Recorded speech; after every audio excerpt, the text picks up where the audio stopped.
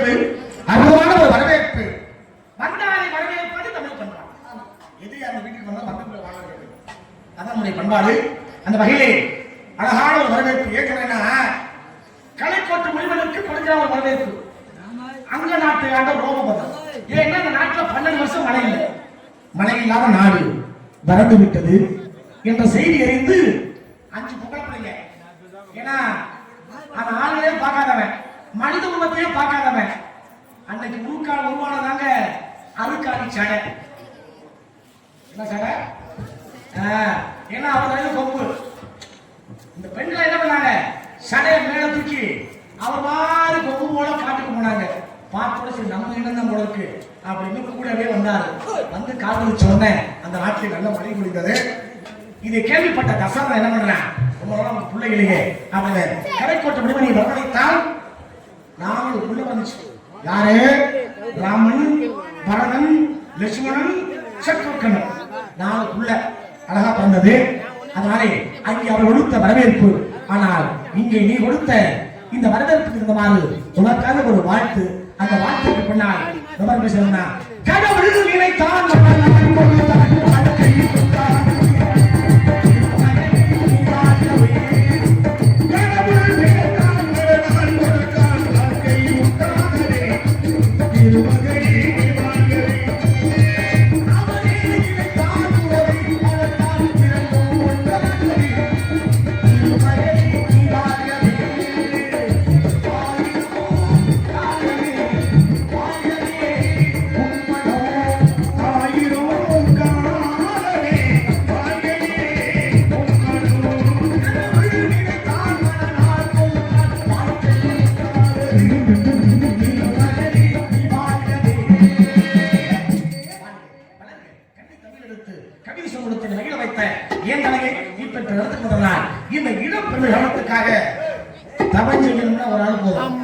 சும்மா இல்ல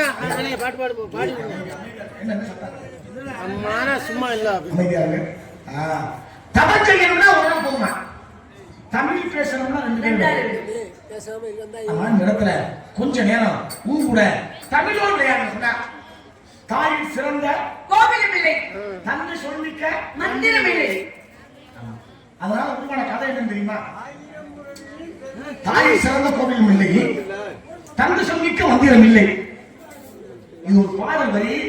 ஆனா அந்த பாட்டுக்குள்ள மிகப்பெரிய ஒரு புராணம் அடங்கியிருக்கு. அதனால உலகத்துல மாறி என்கின்ற அற்புதமான அவதாரம், ஐயனார் அவதாரம் ஒரு கணக்கு, கருப்பசாமி அவதாரம் ஒரு கணக்கு, துர்க்கையுடைய அவதாரம் ஒரு கணக்கு, பிடாரியுடைய கணக்கு ஒண்ணு இருக்கு. அப்ப அந்த வகையில தாய் சிறந்த கோவில் இல்லை, தந்தை சொல்லிக்க மந்திரம் இல்லை.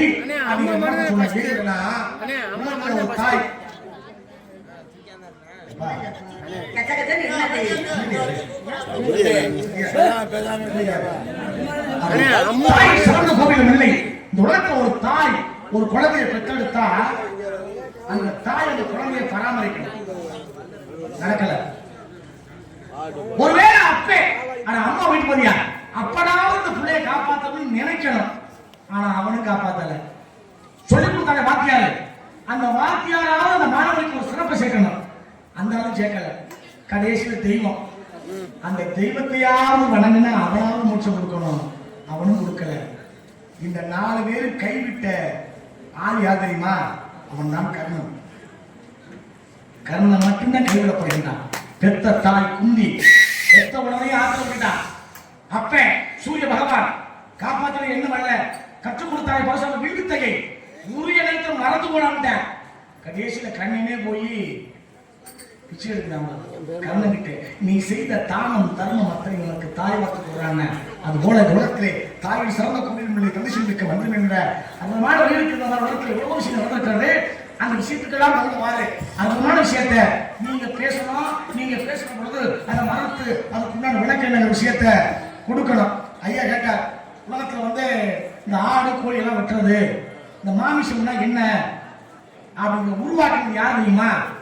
63 நாயன்மார்களே திண்ணப்பன் என்கின்ற கண்ணப்பன்.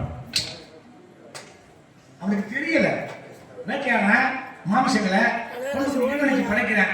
ஆனா அதை அவன் சாப்பிடுவாரான்னு இல்ல பாருங்க, அறியாமல் செய்த பக்தி, அந்த பக்தி மூலமாக உருவாக்கினான் என்று மாமிசங்களை இவனுக்கு கிடைப்பதாக அந்த வழியில தாங்க இன்னும் உருவாகுது. கோழி வெட்டணும், ஆடு வெட்டணும் அப்படிங்கிற காலக்கணக்கு உருவாக்கினான். முத்திரையர் வம்சத்தில் பிறந்த திண்ணப்பன் என்ற கண்ணப்பன் அங்கே சிவனுக்காக திரு காளஹஸ்தியிலே அப்படிங்கிற சிறப்பு. அந்த வகையிலே கதிர் முறைப்படி உலக கதவை தானத்தோடு கேட்க அப்படின்னா என்ன கேட்க வேண்டியதுன்னா பட்டு வெள்ளி கட்டது படி வராஜே பட்டு வெள்ளி கட்டது பட்டு வெள்ளி கட்டது படி வராஜே பாட்டு கூடாது சொல் போதே ஞானதிலே தான் உலகமா ஞானதிலே தான் உலகமா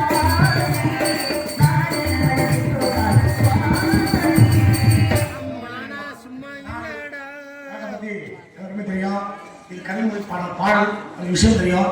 நான் சொன்னீங்களே 4 வேதம் 6 சாஸ்திரம் 18 புராணம் 28 அண்ணா, ஆகமம் இருக்கு. 32 தானதர்மம் 64 கலைஞானம் 96 தத்துவம் 101 புகழ் முட்டாள். ஆமா ஆரம்பம் தான் 4 ஆரம்பிக்கிற 4 வேதம் ரிக்கு யசு சாமம் அதர்வணம் இந்த 4 வேதம். வேதங்கள் துணையில்லைன்னா எதுவுமே நடக்காது. வேதங்களை வகுத்து யாருமா அவன் தான் வேதவியாசர். விவசாயம் அவர் எழுதுற புராணம் தெரியுமா? மகாபாரதம். இவர் சொல்ல விநாயகர் பெருமான் எழுதுறாரு. என்னங்க மகாபாரதத்தை எனக்கு ரொம்ப நாள் ஒரு சந்தேகம். அதுக்கே இவர் சொல்லணும் அவர் எழுதுவார். அண்ணா, நானே ஏறிடுறேன் மேடைக்கு. அப்படி சொல்லியா மகாபாரதத்தை இவர் எழுதுனா? ஆமா. வியாசர் சொல்ல விநாயகர் பெருமான் எழுதினாங்க. என்ன பண்ணாரு?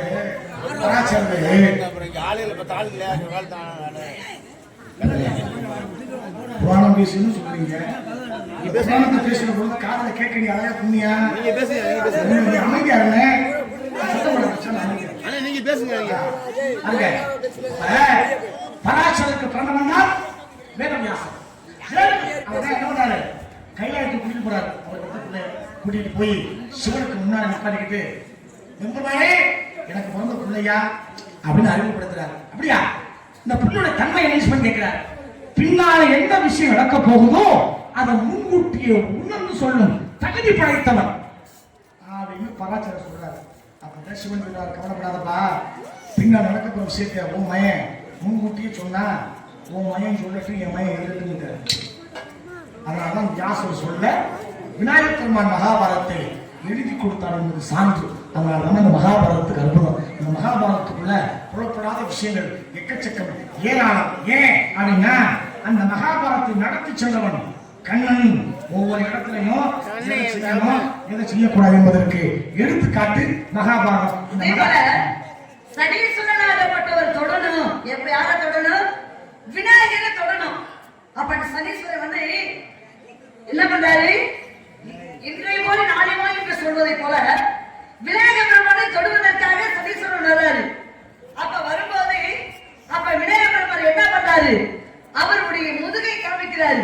முதுகை காமித்து என்னை தொடாமல் இன்று போய் நாளைவான் சொல்லி எழுதி வைத்துட்டு போ. அப்ப அதே போல சனீஸ்வரன் என்ன பண்றாரு? இன்று போய் நாளைவான எழுதி வச்சுட்டு போறாரு.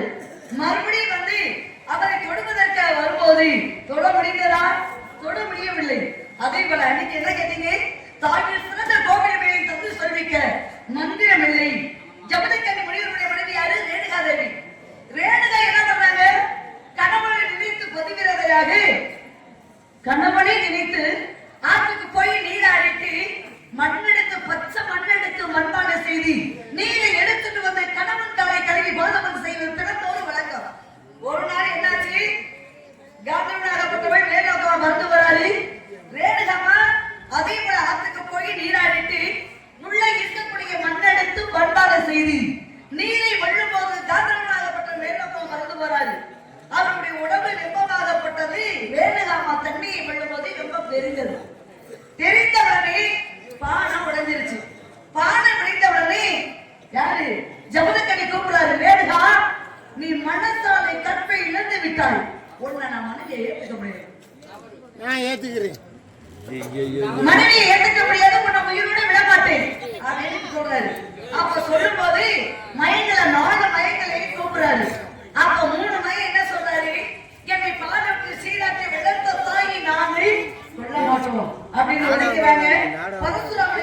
மாமா உனது தாயும் வெட்டி கொண்டுட்டு வாரா. அப்பா நீ போப்பா. தந்தைகிட்ட கேட்கிற தந்தையே எனது தாயை வெட்டி கொள்ள சொல்றீங்களே, நான் கேட்டா நீங்க தருவீங்களா?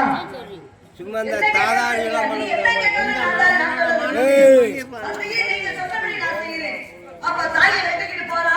வெட்டிக்கிட்டு போகும்போது 7 நாள் என்று சொல்லக்கூடிய சகவி தொழிலாளர்கள் போய் வேண்டுகாமா தன்னுடைய உயிரை காத்து விடும் என்று நுழைகிறாங்க. அப்ப அந்த ஏழை பெண்ணு சொல்றாங்க, அம்மா நீங்கள் விடுத்திருக்கக்கூடிய சேவையை கொடுத்து நான் கட்டிக்கிட்டு எதுக்கு எனக்கு வெளியே நிற்கிறாங்க. பரசுராமன் கோடாலியை வீசுறாரு.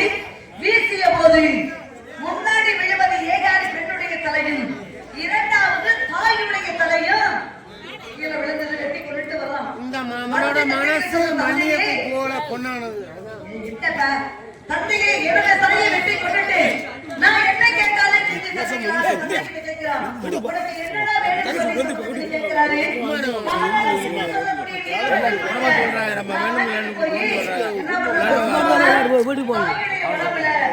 ஏகாலி பெண்ணுடைய தலையும் ஏகாலி பெண்ணுடைய உடம்புல தாயுடைய தலையை மாறி மாறி ஒட்டி வைத்து தண்ணியை தெளித்து தாயின் சிறந்த கோவில் விலை தந்தை சந்திக்கவில்லைன்னா மந்தையில் வெட்டப்பட்டதான நந்தியமாகவும் கருமாறி மாறிய காரணத்தினாலதான் அன்றைக்கு தாயின் சிறந்த கோவில் விலை தந்தை சந்திக்கவில்லை சொல்லி பரசுராமனுக்கு அன்பு பெருமை கிடைச்சிச்சு. அப்பனுடைய பேச்சை கேட்கணும். ஆமா, நீங்க கொடுக்கணும். கொடுக்கணும். இது உருவாக்கி வந்தால் பரசுராமன் அதே போல அம்மா சோழநாட்டுல அழகான ஒரு கற்பிணி அவள் தான் கமலாவதி. பேசுறத கேளுங்க. நீங்க ஏன் பேசாங்க?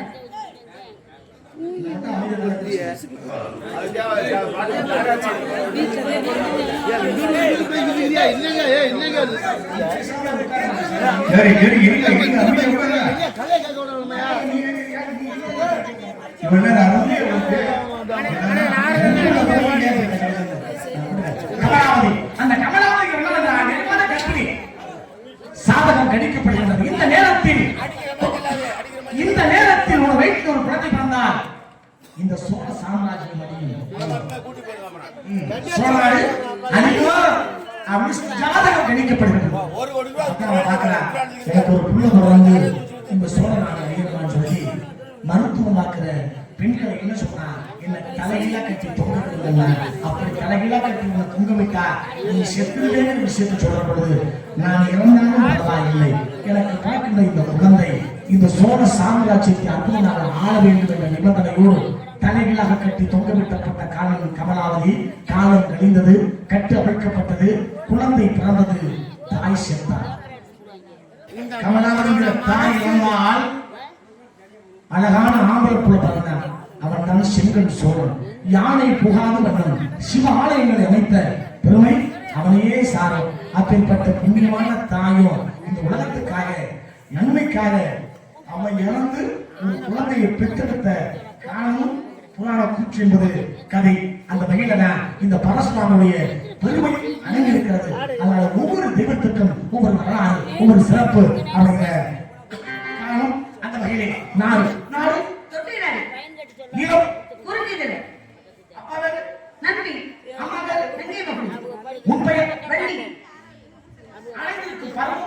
7 வகை பருவம். ஒரு பெண்ணுக்கு பருவம் என்பது ஒரு முக்கியமான விஷயம்.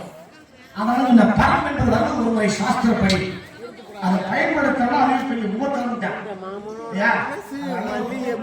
ஆளாக்கி வளர்க்கும் பயமா இருக்கு. இன்னைக்கு காலகட்டத்துல இப்படி எல்லாம் இருக்கக்கூடிய காரணத்துக்காக இடத்திலே நல்ல பருவத்தை நீ அடைந்தனா உனக்காக ஒரு பாதுகாப்பை நான் ஏற்படுத்துகிற காலத்துக்காக உனக்கு ஒரு மாப்பிளை பார்த்துருக்கேன். மாப்பிளை பெயரை சொல்றேன், சம்மதம் சொல்லு, அதுக்கப்புறம் கடைக்கு போவோம். அப்படிப்பட்ட அழகான அழகே அனைவருக்கும் தெய்வமே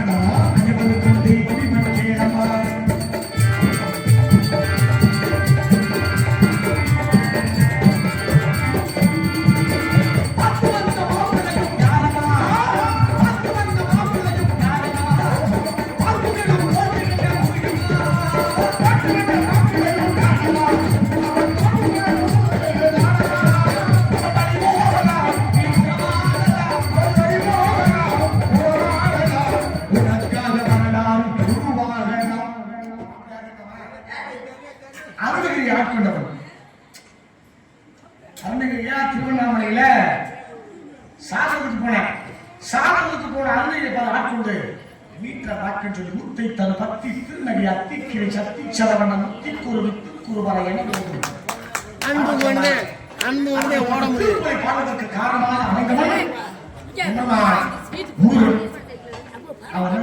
அதை விட 5 வயசு வரைக்கும் ஊமையா பேசாமல் இருந்த குமரகுருமனை பேச வைத்தான்.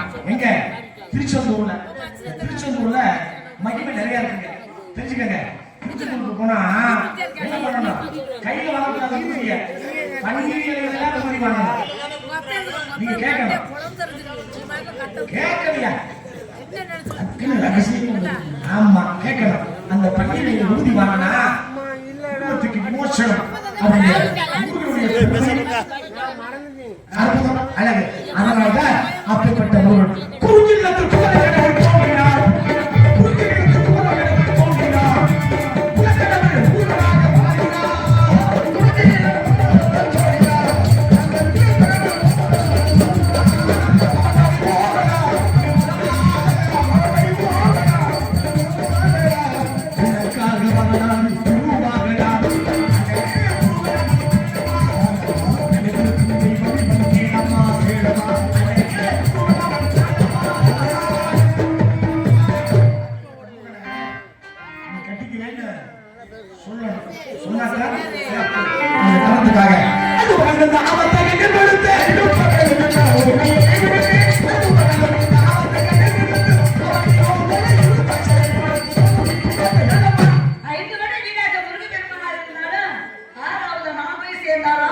அந்த பெருமை கிடைக்கும்.